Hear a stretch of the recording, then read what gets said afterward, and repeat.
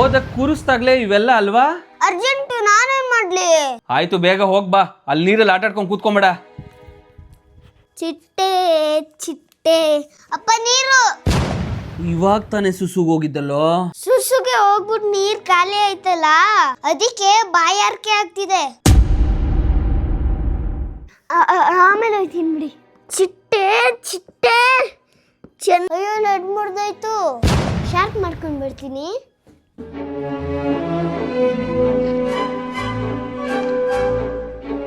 ಅಪ್ಪ ಹೊಟ್ಟೆ ಹಸಿತಾ ಇದೆ. ಅಪ್ಪ, ನಿನಗೆ ಫುಲ್ ಫ್ಯಾಮಿಲಿ ಪ್ಯಾಕ್ ಬಿರಿಯಾನಿನೇ ತಿನ್ನಿಸ್ತೀನಿ. ಫಸ್ಟ್ ಬುಕ್ಸು ಅದನ್ನ.